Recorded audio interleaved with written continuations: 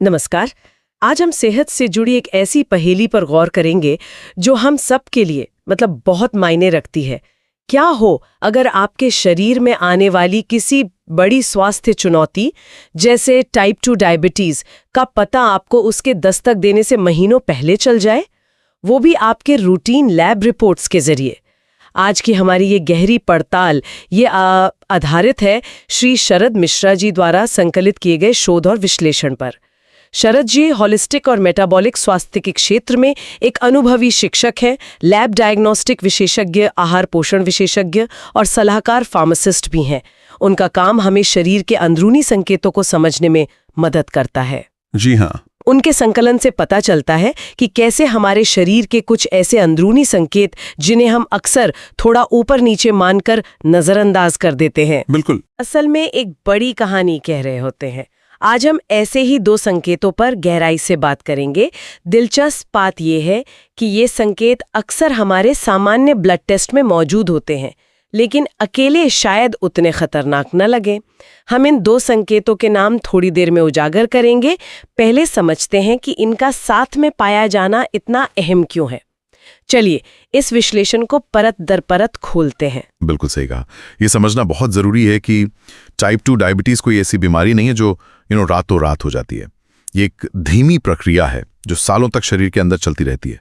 और अच्छी बात यह है कि इस प्रक्रिया के शुरुआती पड़ाव पर शरीर कई चेतावनियां देता है। शरद मिश्रा जी का संकलन इन्हीं चेतावनियों पर फोकस करता है, खासकर उन संकेतों पर जो हमारे मेटाबॉलिक स्वास्थ्य मतलब शरीर के शुगर और फैट को संभालने के सिस्टम में आ रही गड़बड़ी की तरफ इशारा करते हैं। तो डायबिटीज का ठप्पा लगने से पहले शरीर के अंदर क्या उथल पुथल मची होती है, जिसे अक्सर प्री डायबिटीज कहते हैं? क्या ये वही स्टेज है? हाँ, काफी हद तक। प्री डायबिटीज वो अवस्था है जब खून में शुगर का लेवल सामान्य से ज्यादा तो होता है, अच्छा, लेकिन इतना भी नहीं कि उसे टाइप 2 डायबिटीज करार दिया जाए। इसे आप एक तरह की पीली बत्ती समझ सकती हैं। पीली बत्ती, वार्निंग साइन। एग्जैक्टली।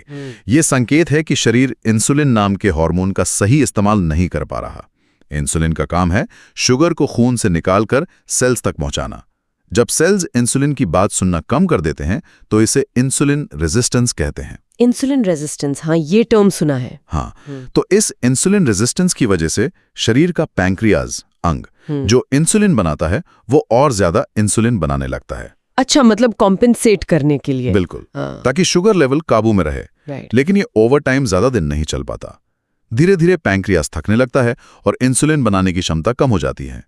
यही वो स्थिति है जिसे हम मेटाबॉलिक तनाव कह सकते हैं, यानी शरीर का अंदरूनी सिस्टम दबाव में है और संतुलन बिगड़ रहा है। अच्छा, तो शरीर अपनी तरफ से पूरी कोशिश कर रहा है संतुलन बनाए रखने की, लेकिन उस पर बोझ बढ़ता जा रहा है।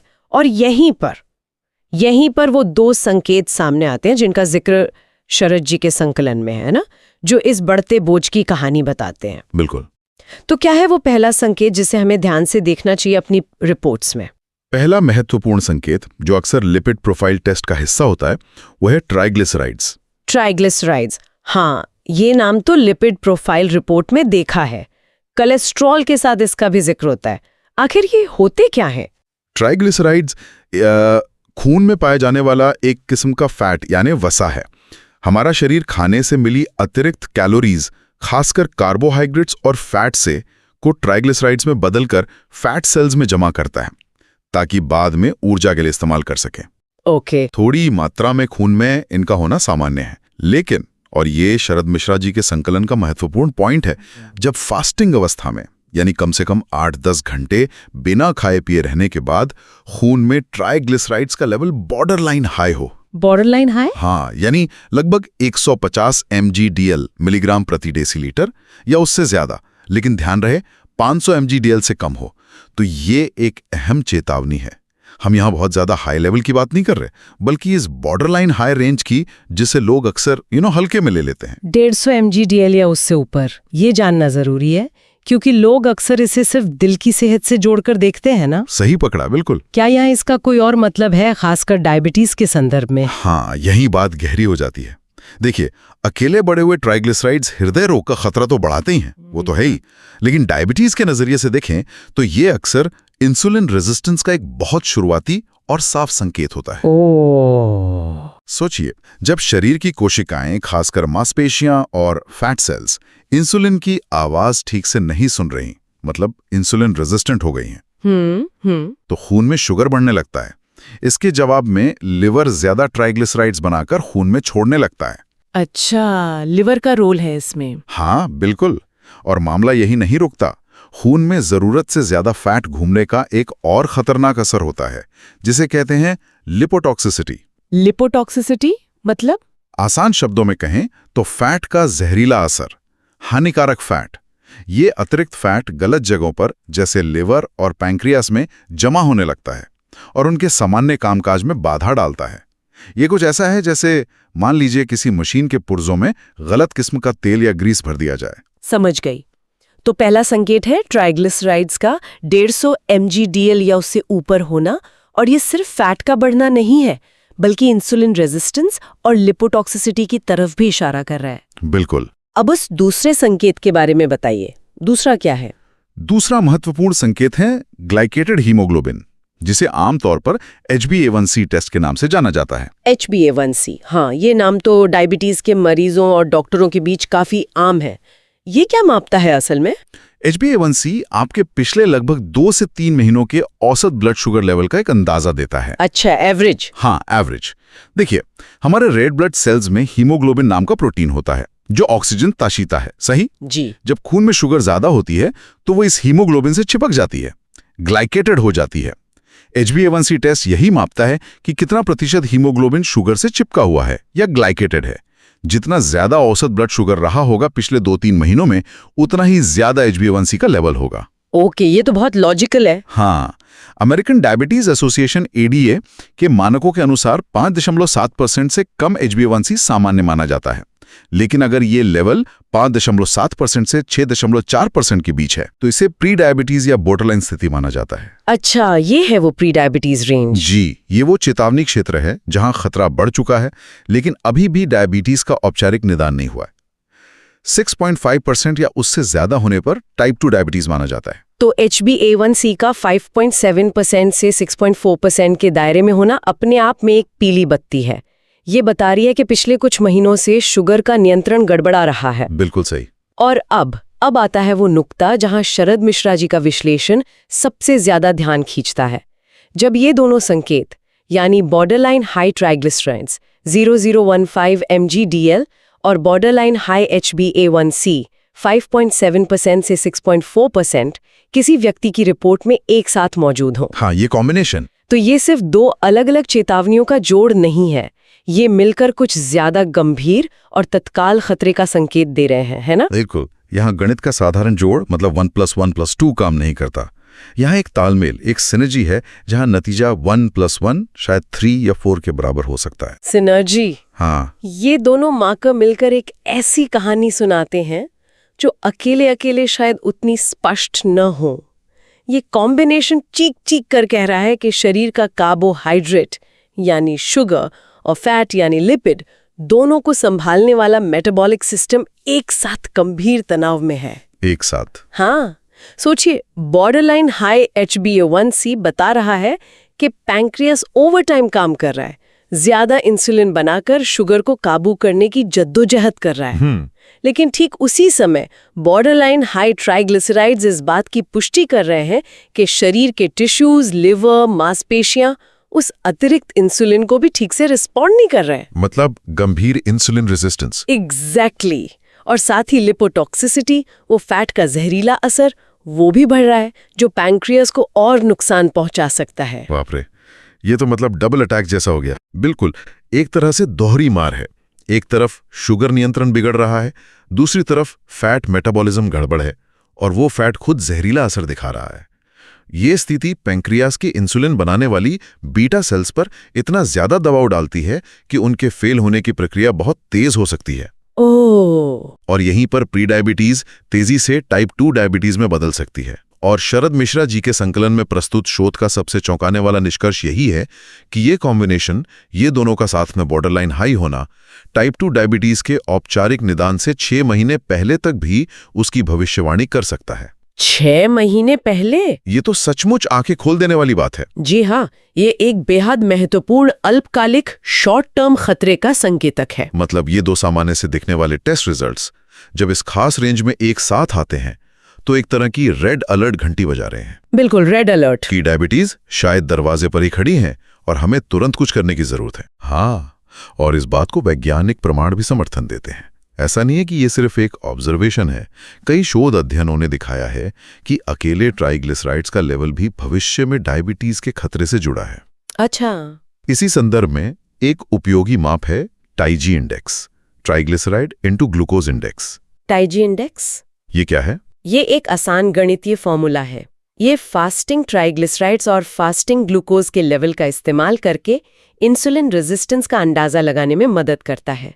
कई स्टडीज बताती हैं कि डायबिटीज की भविष्यवाणी करने में ये अकेले फास्टिंग ग्लूकोज से बेहतर हो सकता है।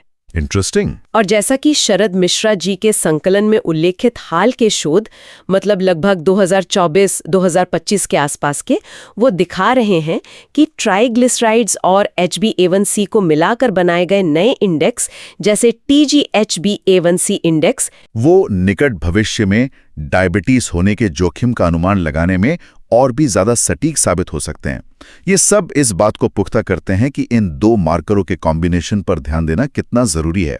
यानी विज्ञान भी कह रहा है कि इन 2 नंबरों को अलग अलग देखने के बजाय साथ में देखना ज्यादा मायने रखता है, खासकर जब दोनों ही बॉर्डरलाइन हाई रेंज में हों। हाँ, एग्जैक्टली। तो अब सबसे जरूरी सवाल, अगर किसी की रिपोर्ट में ये दोनों मार्कर बॉर्डरलाइन हाई आते हैं, ट्राइग्लिसराइड्स 150 या ज्यादा और HbA1c 5.7% से 6.4% के बीच, तो इसका असल मतलब क्या है और उन्हें क्या कदम उठाने चाहिए? हाँ, ये बहुत महत्वपूर्ण सवाल है।